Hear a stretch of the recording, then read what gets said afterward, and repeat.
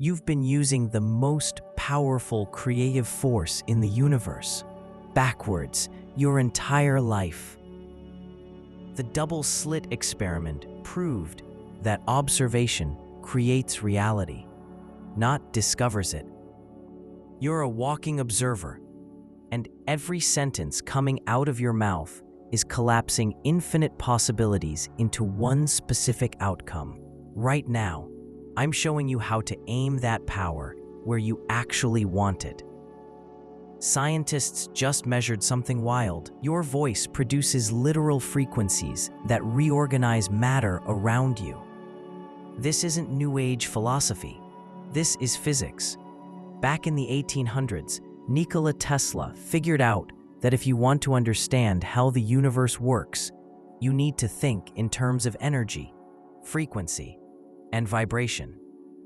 He wasn't talking poetry. He was talking about the fundamental code of reality. Fast forward to today, and quantum physicists ran an experiment called the double-slit that proved something mind-bending. Particles literally change behavior when someone observes them. The act of measurement forces reality to choose one specific outcome out of infinite possibilities. Here's where it gets personal. You're not just a person walking around. You're a walking measurement device. Every single word coming out of your mouth operates like a tuning fork that makes the universe lock into specific frequencies. Talk about scarcity? You just broadcast that frequency, and the field delivers more scarcity. Today, you're learning exactly how your communication acts as a quantum antenna that either attracts or repels what you want. Before we dive deeper, hit that subscribe button and turn on notifications so you don't miss when we reveal the missing piece most people ignore. Listen to what Tesla said. If you want to find the secrets of the universe, think in terms of energy, frequency, and vibration. This guy invented alternating current and wireless energy transmission. So when he talks about frequency, you better pay attention. What Tesla understood is that everything in existence is vibration, moving at different speeds. Light, electromagnetic frequency. Sound, mechanical wave frequency. Matter, atoms vibrating at specific rates. You, a complex vibrating field, putting out frequencies constantly. There's a branch of science called cymatics that proves this visually. Take a metal plate, sprinkle sand on it, then run different sound frequencies through it. The sand automatically arranges itself into geometric patterns. Change the frequency, the pattern changes instantly. Same sand, different frequency, totally different form. That's matter responding to vibration in real time. Now scale that up. If sound frequencies can reorganize sand into patterns, what's your voice doing to the energy field around you? Your voice isn't just noise, it's a frequency transmitter. When you speak, your vocal cords create vibrations measured in hertz. But it's not just physical sound waves. There's an energetic component that people feel even when they can't consciously identify it. Ever been around someone who complains non-stop and felt your energy drain? That's not imagination. That's frequency interference. Their vibration is literally affecting your field. When Tesla talked about frequency as the language of the universe, he meant it literally. Your communication is you speaking directly to the fundamental layer of reality. In the 1920s, physicists ran an experiment that shattered every assumption about how reality works. It's called the double-slit experiment, and the results were so bizarre that even Einstein couldn't accept them at first. Here's what happened. Researchers shot electrons through two narrow slits and watched the pattern they made on the other side.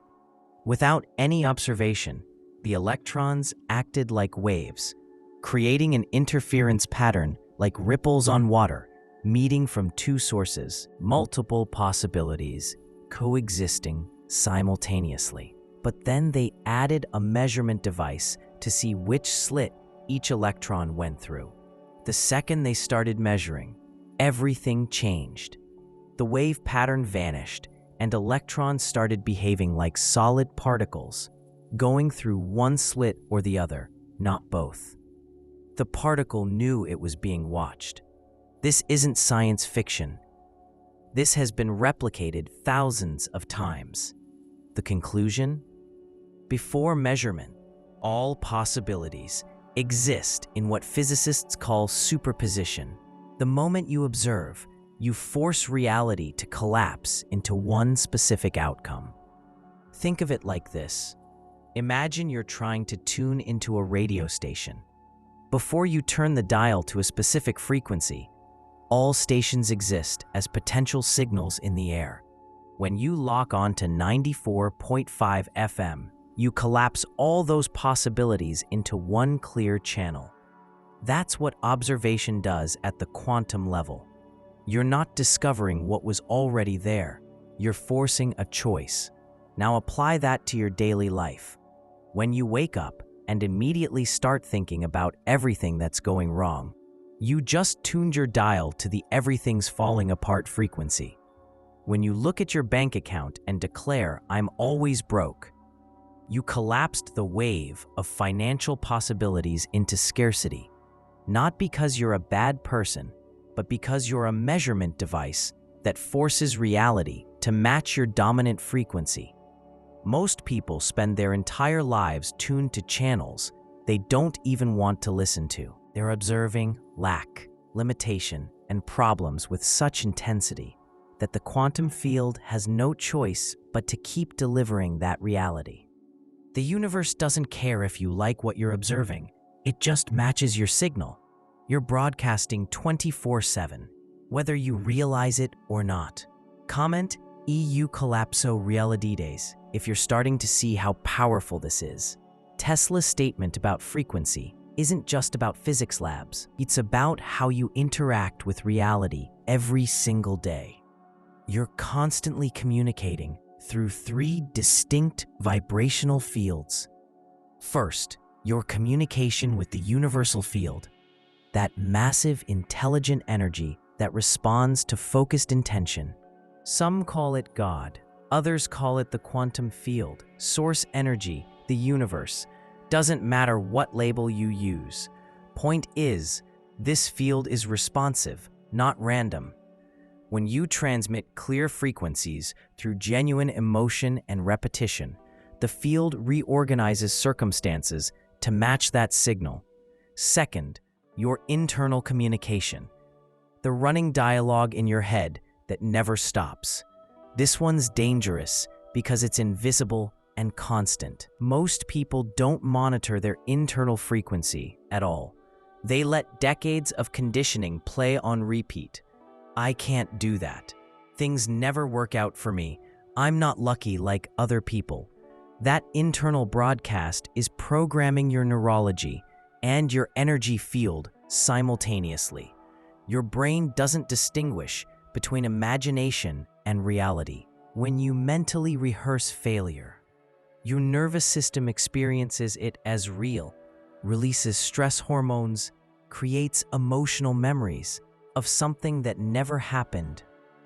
By the time the real situation shows up, you've already trained your body to respond with failure patterns. Third, your interpersonal communication, what you project when talking with other people.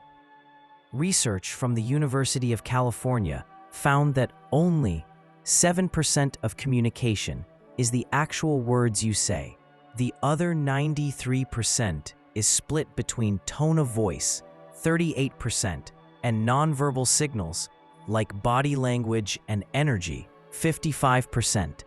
Notice what that means. You can say all the right words, but if your tone and energy are vibrating at the wrong frequency, people feel the dissonance. You can tell someone, "I'm confident about this opportunity," but if your shoulders are hunched, your voice is shaky, and your energy feels uncertain, The message that lands is insecurity, not confidence. The vibrational component always trumps the verbal component. Here's the problem most people face. These three frequencies are rarely in sync. You pray for abundance in the morning, universal communication. Spend the day complaining about bills, interpersonal communication. While your inner voice repeats, money's always tight, internal communication. Those three signals are crashing into each other like opposing sound waves, creating what physicists call destructive interference. Instead of amplifying each other, they cancel out. The result? Nothing manifests because your signal is chaotic and contradictory. The ancient text called the Kybalion, which distills Hermetic wisdom into 7 principles, states this clearly.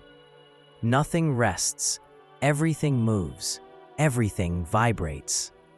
This was written thousands of years ago, long before anyone had instruments to measure frequency.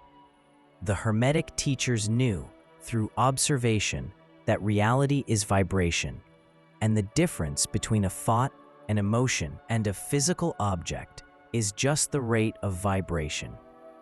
Dense matter vibrates slowly. Energy vibrates faster.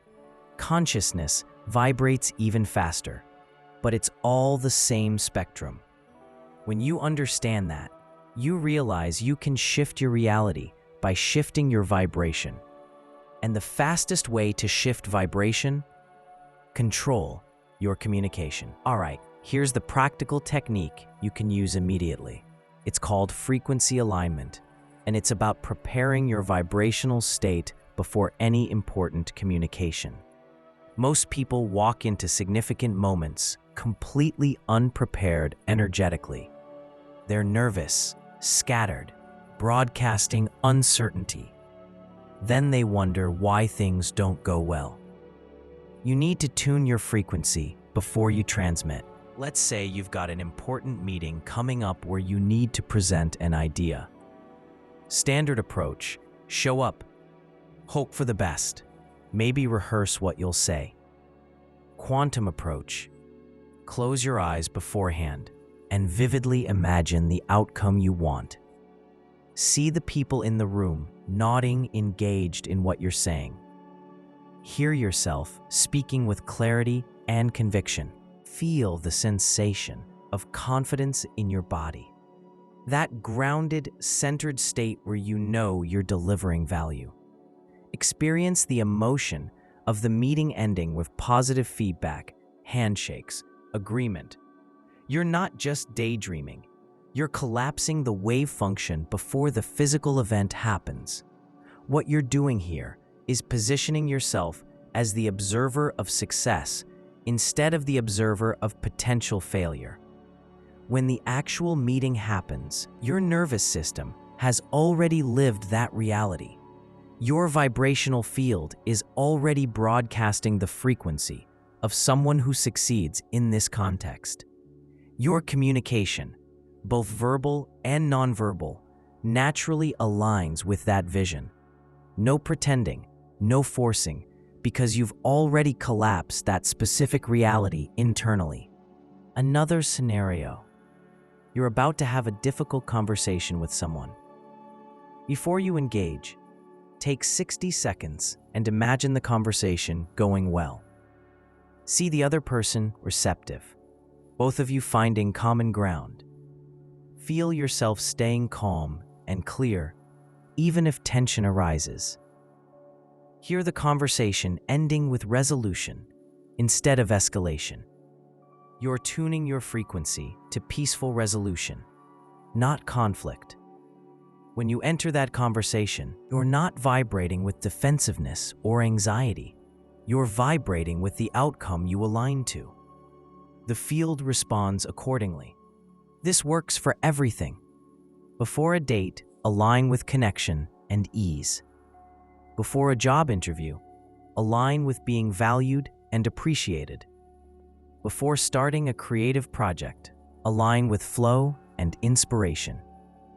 You're not manifesting magically. You're using your role as quantum observer to collapse possibility waves into specific realities.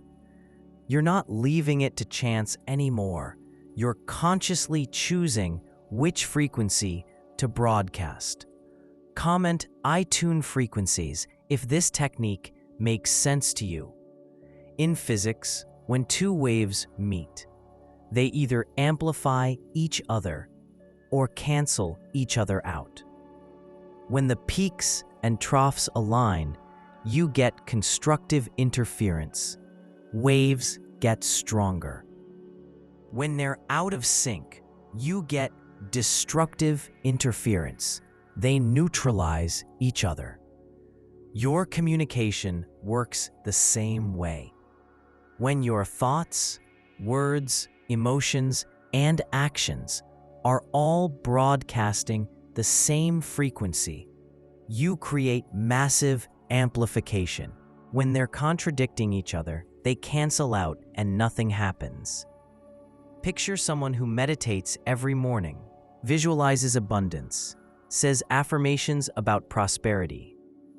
Sounds good so far. Then they spend the rest of the day in survival mode, stressed about money, complaining that everything's expensive, avoiding looking at their bank account because it triggers anxiety. That person has created perfect destructive interference. The morning frequency gets completely drowned out by the dominant frequency they're broadcasting the other 23 hours. The universe doesn't respond to what you say for 2 minutes. It responds to what you vibrate consistently. There are 3 types of interference that block manifestation. First, emotional interference. This is when you're saying the right things, but your emotions are loaded with fear, doubt, or desperation. Words might be positive, but the emotional frequency is negative. And emotion is a stronger carrier wave than language. When you ask for something from a place of desperation, the field doesn't register, "I want abundance." It registers, "I don't have abundance," and responds by giving you more lack. Your emotional state is the dominant broadcast. Second, mental interference. Your conscious mind might be trying to affirm something new, but your subconscious is running old programs on autopilot. You consciously say, "I deserve success," but subconsciously, you believe, "People like me don't get those opportunities." The subconscious wins because it's louder and more deeply wired. Those neural pathways have been carved over years, maybe decades. One affirmation a day isn't going to override that without consistent repetition and genuine emotional charge. Third, behavioral interference. Your actions are communication too. They tell the universe what you actually believe versus what you say you believe. You can affirm financial confidence all day, but if you're terrified to invest in yourself, if you hoard every dollar like you're in survival mode, if you make decisions from scarcity, your behavior is broadcasting loud and clear, "I don't trust abundance." Actions don't lie. They reveal your true frequency. How do you identify your own interference patterns? Look at what keeps repeating in your life. Whatever pattern shows up consistently is what you're broadcasting consistently. Relationships always end the same way. There's interference in your communication around love. Money slips through your fingers. There's interference in your prosperity frequency. The external reality is always an exact mirror of the internal frequency. Always. The Bible opens with a statement that most people read without catching the depth. "In the beginning was the Word, and the Word was with God, and the Word was God." This isn't religious fluff. It's a technical description of how reality works. Before anything material existed, there was the word, capital W. Physical reality was preceded by communication. When the text says, God said, "Let there be light," and there was light, it's describing reality responding to spoken command, not a silent thought, a verbal decree that transformed nothingness into manifestation. Here's the key. If you were made in the image of that creative force, you carry the same power. The word isn't just God's tool, it's yours too. Every time you speak, you're using the same creative mechanism that formed the universe. The difference is God spoke with full awareness of the power of the word. You probably spend all day using that same power unconsciously and destructively. Every time you say, "My life's a mess," you're wielding creative power to manifest mess. Every time you declare, "Nothing ever works out," you're using the word to collapse failure. Same power, opposite direction. The ancient word abracadabra got turned into a magic trick punchline, but it's actually an Aramaic phrase meaning "I create as I speak." Ancient cultures understood something quantum physics only recently confirmed. Speech is creative force, not just descriptive noise. When you speak, you're not reporting on reality, you're programming it. Abracadabra is a reminder. You create as you speak. Every sentence is a decree. The universe doesn't distinguish between what you want to create and what you're accidentally creating through careless language. It just obeys the dominant frequency you're broadcasting. This is why that opening statement about the word is so critical. It's telling you that before matter, before form, before anything physical, there was communication. Creation follows decree. First the word, then the manifestation. If you want to change your reality, you start with changing your communication. Not just what you say to others, but what you say to yourself and what frequency you're transmitting to the field.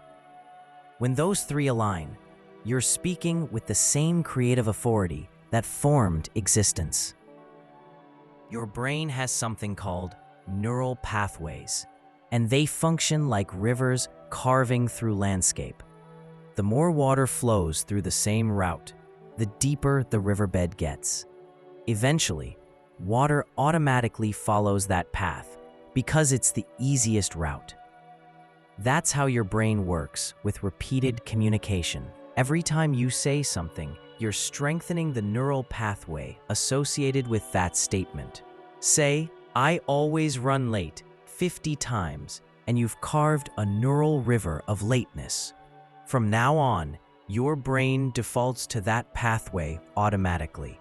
You've programmed lateness into your neurology. Here's what makes it worse.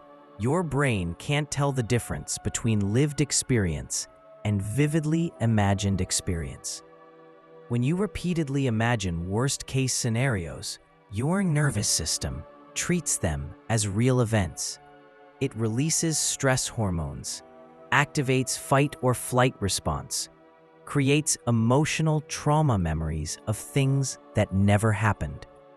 Then when you face the actual situation, your body's already wired for disaster because you rehearsed it mentally so many times. You trained yourself to fail before you even started. Compare these two people. Person A says, "I'm always late. I can never manage time." Person B says, "I'm getting better at managing my schedule effectively." Same situation, opposite programming. Person A just reinforced the neural pathway of chaos and lateness. Their brain will continue defaulting to that pattern. Person B is actively carving a new riverbed, redirecting the flow toward competence and control. With enough repetition, that becomes the new automatic pathway. Another brutal example. I can't lose weight versus my body responds well when I take care of it. The first is a life sentence you're pronouncing on yourself. The second is permission for transformation. Both will manifest exactly as spoken. The universe doesn't argue with you. It agrees. Every single time. The trap is that unconscious communication feels harmless. You think you're just describing your current reality when you say, I don't have money. But you're not describing, you're decreeing. You're collapsing the wave of financial possibilities into scarcity. You're strengthening the neural pathway of lack.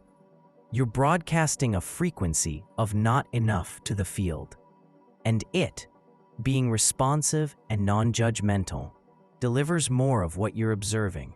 Reprogramming starts when you take conscious control of your language. Stop speaking on autopilot. Choose every decree intentionally. Swap I can't for I'm learning how. Change this never works to I'm figuring out what works for me. Replace I don't deserve this with I'm worthy of what I desire. Every swap is a new neural pathway being carved. Every conscious decree is an elevated frequency being transmitted. Keep doing it consistently, and it becomes your new default vibration. That's when manifestation shifts because your communication shifted. Final piece, the universe doesn't care if your desire is good or bad, reasonable or unreasonable, deserved or undeserved. Those are human judgments, not quantum laws. The field responds to 3 variables: clarity, intensity, and repetition of your vibrational signal. Clarity means you know exactly what you want, and you broadcast that frequency without contradiction. Not, I want money, but I don't know how. It's, I receive abundance, and I'm open to the paths it arrives through. Intensity is the emotional charge you put behind the decree. Cold, mechanical affirmations have weak intensity. Declarations loaded with genuine emotion cut through the field like a laser. Repetition is obvious. One time doesn't cut it. You need to broadcast that frequency consistently until it becomes your dominant vibrational signature. When those 3 variables align, clarity plus intensity plus repetition, you create what physicists call coherence. Coherence is when all waves synchronize perfectly, amplifying each other instead of interfering. A laser is coherent light. Regular light is chaotic, waves going every direction. Laser light is all waves locked at the same frequency and phase, creating a beam so concentrated it cuts metal. Your communication can be scattered light or it can be a laser. Depends on your level of coherence. Gratitude amplifies manifestation because it creates instant coherence. When you feel genuine gratitude, your heart enters a measurable state called heart coherence. Your heartbeat becomes rhythmic and harmonious. Your nervous system calms down. You broadcast a high, stable frequency. In that state, the gap between intention and manifestation shrinks dramatically. Every spiritual tradition teaches gratitude, not for moral reasons, but because it's vibrational technology. The ultimate secret: communicate as if it's already real. Not I want to be healthy, but I am healthy. Not I'm going to get that position, but I work where I'm valued. Present tense, genuine emotion, frequency of someone already living that reality. That's how you collapse the wave immediately, because you positioned yourself as the observer of that specific reality. The quantum field has no choice but to reorganize and match your signal. Pure physics, zero mysticism. You're the observer, and the observer creates reality through the act of observation. So observe what you want, not what you fear. That's simple. There's one more element about this that completely changes how you apply everything we just covered. Something about the connection between consciousness and manifestation that most people completely miss. If you made it this far, comment, "I vibrate consciously," so I know you're part of this community that gets the real power of intentional communication. And make sure you're subscribed, because when I break down that missing piece, you're going to want to catch it. The next video coming up on your screen is going to expand this understanding even further, so click it and keep this journey of awakening going.